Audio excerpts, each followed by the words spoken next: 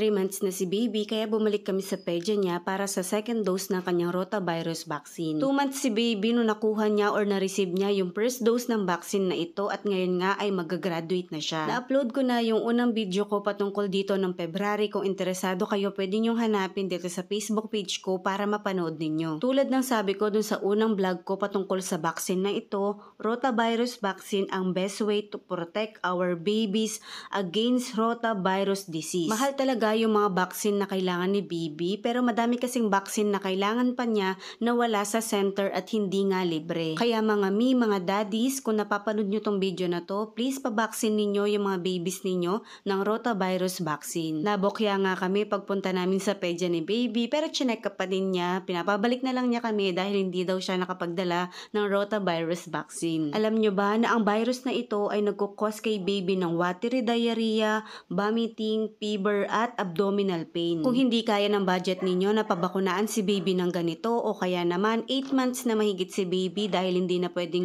pabakunaan si baby ng ganito, magdoble ingat po tayo sa mga pinapakain natin at pinapainom kay baby. Make sure na sobrang linis niya kasi nga dun makukuha yung mga virus or yung disease na tinatawag nila. Sa mga magtatanong, Rotarix nga pala yung brand ng rotavirus vaccine na ito at according sa study, 96% effective itong brand na ito. Medyo matagal nga din pala yung pagpapainom kay baby neto. Hindi kasi ito tinuturo kung hindi siya ini-inject sa legs, kundi pinapainom nga kay baby. So hindi naman siya pwedeng madaliin kasi nga baka isuka din ni baby. Hindi naman nagwawala o umiiyak si baby habang pinapainom na doktora tong vaccine na ito. Umaalalay lang siya kasi nga baka iluwa ni baby, sobrang mahal pa man din neto. Prevention is better than cure mga daddies. Kaya please kung meron naman kayong budget or meron kayong extra, ipabaksin nyo ng ganito si baby. Kung sakali naman na maisipan nyong ipabaksin si baby after nyong mapanood tong video na to, pagdadalhin nyo na siya sa pedya, huwag nyong busugin para hindi siya magsuka at hindi niya itapon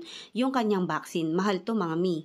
Medyo masakit sa bulsa. 2.5 nga pala ang presyo ng vaccine na ito, tapos depende din sa brand kung magkano at ilang beses na ibabaksin si baby. 8 months na nga pala si baby ngayon. Yung kinuhanan ko tong video na ito, 3 months pa lang siya. Alam nyo ba na nagtai siya? Pero isang araw lang inabot, wala din kasama ang abdominal pain or hindi din siya nagsuka. So feeling ko malaking tulong talaga tong rotavirus vaccine na ito, kaya madaling natanggal or hindi nagtai ng sobrang tagal si baby. Hindi kami agad umalis sa clinic kasi nga kailangan maghintay muna ng 15 minutes para hindi magsuka si baby, hindi maalog-alog sa biyahe kasi sayang nga ang mahal-mahal ng vaccine na ito. So sinabi din kasi yon ng pedya niya. Ang susunod na vaccine naman ni baby sa pedya niya ay Japanese encephalitis. So 9 months siya noon, pinapabalik kami ni doktora. So medyo matagal pa kaya makakapag-ipon-ipon pa kami para dun sa vaccine na yon kasi for sure hindi siya mura.